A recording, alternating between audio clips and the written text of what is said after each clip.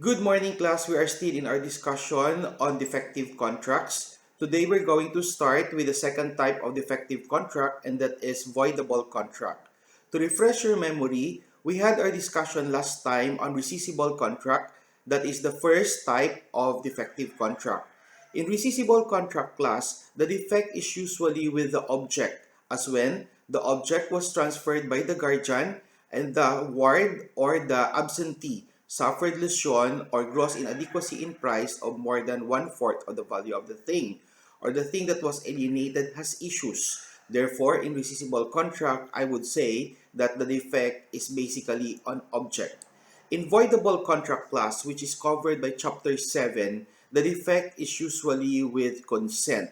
So, Article 1390 states that the following contracts are voidable or annullable, even though there may have been no damage to contracting parties. So, in rescissible contract, it is necessary that damage is proved, but in voidable contracts, even if there is no damage, there are no damages, then you can still have it avoided or annulled.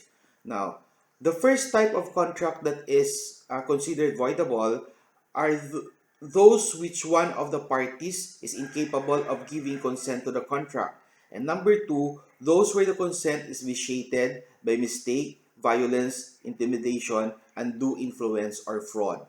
Okay, so while rescissible contract usually deals with of the object, which is one of the essential requisites of a valid contract, the voidable contract deals with consent. So consent is another essential element of a valid contract. So usually you say that the contract is voidable if there is defect in consent, as when the parties could not give their consent because of some limitations, or the consent was obtained under vitiation. No? The consent is vitiated by mistake, violence, intimidation, undue influence, or fraud. Okay? Now, however, voidable contracts may be ratified as when the minor who is not capable of giving his consent reaches the age of majority and he gives his consent, then that cures the defect. Okay, now what is ratification? Ratification cures voidable contract, by the way.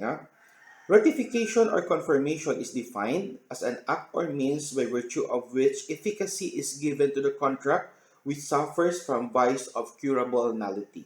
So what are the requisites of confirmation? Number one, the contract should be tainted with vice. When you say vice, merong mistake, merong fraud, ganon, merong intimidation, which is susceptible of being cured.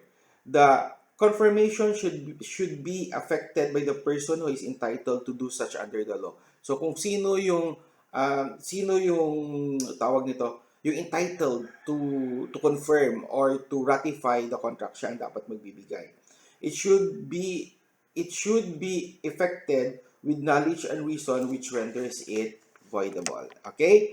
In your book class, you read the distinction between rescission and annulment. No, it's very important. In annulment class, wala talagang contract, no? Wala talagang contract, but in rescission, may contract siya pero is subject to rescissible contract. I'm sorry. In rescission class, that is the remedy applicable for rescissible contract, while in annulment, that is a remedy available in voidable contract. So, may contract siya. Na? Okay, so that is the difference. Take note of the difference between rescission and annulment. Sige, discuss na lang natin. No? In rescission, the basis is lesion or damage. But in annulment, the basis here is consent. That's why I told you a while ago in my opening statement that usually you say that the contract is rescissible if the defect is in object. But if the defect is in consent, then it's voidable. Okay? In rescission, the defect is usually external. No? Kasi object nga, nakikita. But in annulment, the defect is usually internal. Okay, number 3, the action is subsidiary. In rescission, in annulment, the action is principal.